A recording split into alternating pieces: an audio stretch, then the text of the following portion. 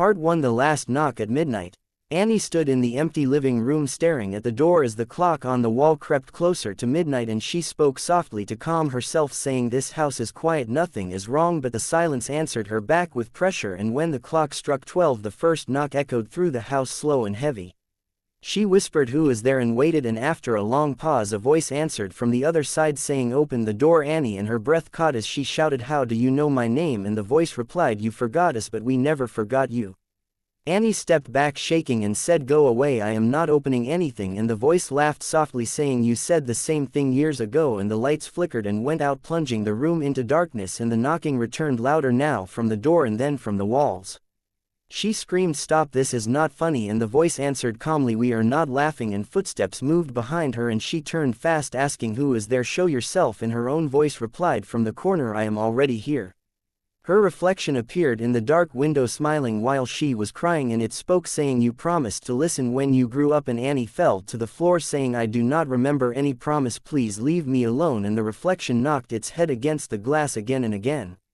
The front door creaked open slowly, revealing darkness that breathed, and a tall shape stood inside it, bending its head and saying, "Midnight is the last chance." And Annie screamed, "I was a child, I did not understand." And the thing answered, "We waited for you to remember." Hands grabbed her legs, dragging her forward, and she begged, "No, please, not again." And the knocking moved into her chest, beating against her ribs, and the last thing she heard was her own voice whispering, "Open it." Part 2. The door never closed. Morning came, but the house did not feel empty, it felt full and breathing, and Annie woke up on the floor, unsure if she was alive, and she whispered, "Is it over?" And the walls answered with a soft knock from inside. She ran outside screaming for help, but the street was silent, and when she turned back the house looked normal and calm, and a neighbor asked, "Are you all right?" And she replied, "I think so, but something followed me." And the neighbor frowned and said, "Followed you from where?" That night Annie locked every door and window and sat on the bed holding a knife, and she spoke loudly saying, "You cannot come in, I did not open anything." And at midnight the knock came not from the door but from inside the bedroom closet. A voice whispered, "Open it." And she cried saying, "I already said no." And the voice answered, "You opened it long ago, we just moved closer." And the closet door shook violently.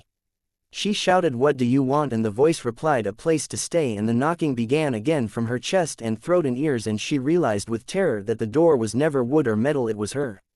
Annie whispered, "I hear you now." And the knocking stopped suddenly, and the voice said, "Good." And from that night onward anyone who spoke to Annie said she smiled too much and knocked softly on tables, walls and doors without knowing why. And every midnight she stands still listening, waiting for someone else to hear the sound that now lives inside her. Part 3. The knock that walks.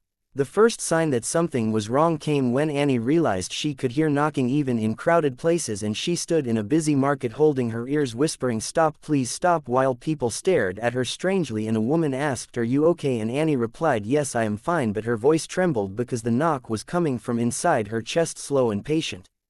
That night she sat alone in her room staring at the wall and spoke aloud saying, "You promised to stop." And the voice answered from inside her throat saying, "We promised nothing, you promised us." And she shouted, "I did not open the door fully." And the voice replied, "You listened, that was enough." Annie covered her mouth as knocking echoed from the walls, answering the rhythm of her heartbeat, and she whispered, "What are you now?" And the voice said, "We are closer than before." And she screamed, "Get out of me." And the voice calmly replied, "There is no out." She tried to sleep, but every time she closed her eyes she saw doors, endless doors, each one shaking and knocking, and behind each door stood people she recognized, her mother, her childhood self, strangers with hollow eyes, all knocking together and chanting her name. And she woke up screaming, asking, "What do you want from me?" The voice answered softly, "We want what you took from us." And she cried saying, "I took nothing." And the voice replied, "You took silence and left us knocking." The next day Annie visited an old woman known for spiritual knowledge, and the woman listened carefully, then said, "You carry a threshold inside you, something crossed long ago." And Annie begged, "How do I close it?" And the woman shook her head saying, "Doors like that do not close, they move." That night Annie sat in front of a mirror and spoke slowly, "If you want to stay, then speak clearly." And her reflection smiled and knocked once against the glass and said, "Someone else must hear us too." And Annie whispered, "No, I will not do that." And the reflection replied, "You already are." The knocking began spreading wherever she went, and people around her started hearing it, and a man shouted, "What is that sound?" And Annie cried, covering her ears, saying, "Do not listen." And the man asked, "Listen to what?" And the knock answered for her louder than before.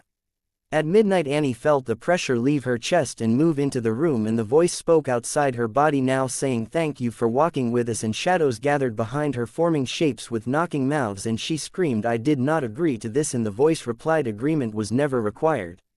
The front door opened on its own and the shadows stepped out into the night carrying the sound with them, and Annie collapsed crying, believing it was over, until a soft knock came from behind her and a small voice asked, can you hear it too? Annie turned slowly and saw a child standing in the hallway, eyes wide and afraid, and she whispered, do not answer, and the child asked, answer what? And the knock came again, patient, familiar, waiting. And Annie realized with horror that the knocking had learned to walk, and she was no longer the door, she was the invitation.